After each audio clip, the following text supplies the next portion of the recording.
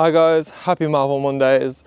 Today we're going to be breaking down Iron Man 1, I guess, the first one. But if you like this video, leave a like and leave a comment. Let me know if it's your favourite Iron Man film, if it's your favourite MCU movie. And yeah, let's get into it.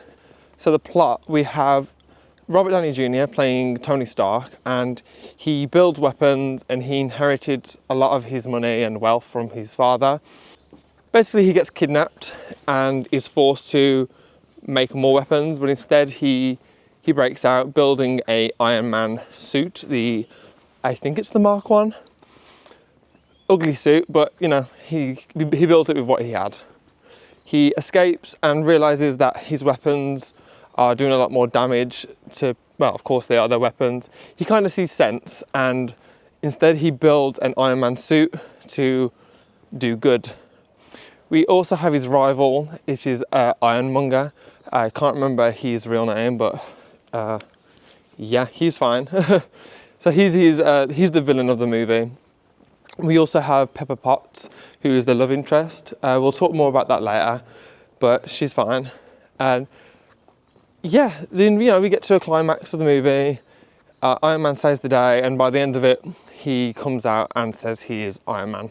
Famous words, as we know when we get into the later movies, especially Endgame. Those words are kind of iconic to the character and to Marvel.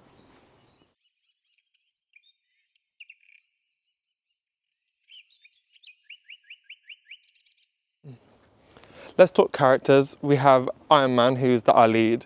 I've never been a big Iron Man fan, but he's fine. You know, he's Iron Man. Robert Downey Jr., I'm not really a big fan of him either. But, you know, without this movie and without Robert Downey Jr., we wouldn't have the MCU as we know it to be. So for that, he gets a few more extra brownie points from me, I guess. Then we have Pepper Potts, played by Gwyneth Paltrow. She's fine. She's interesting enough. She does less and less from what I remember as the movies go on. But yeah, she's just a love interest. They don't really do a lot with her. Even down the line, you don't really get a lot. But yeah, she's serviceable. Then we have Ironmonger. I think it's Ironmonger.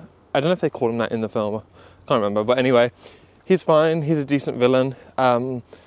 Yeah, the actor, I can't remember the actor's name, which is not very professional of me, but oh well.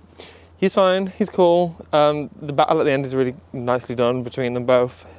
And yeah, oh, we also get Rhodey as well, played by the guy from that Empire show. I think that show's finished. But fine, I guess. I know he gets recast because the guy's just a nut job anyway. But yeah, the characters were okay. Like, nothing great. It's the first Marvel movie. Not my favourite, but...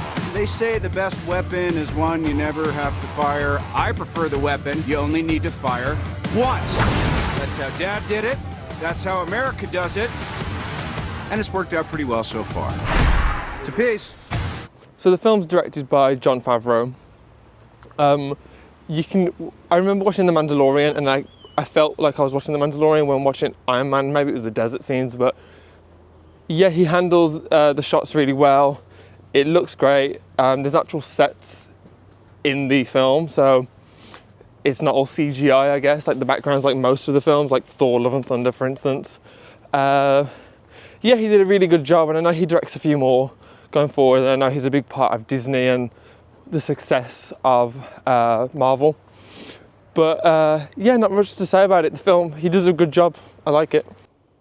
The script is fine. I think the best part about the script is the dialogue from Robert Downey Jr.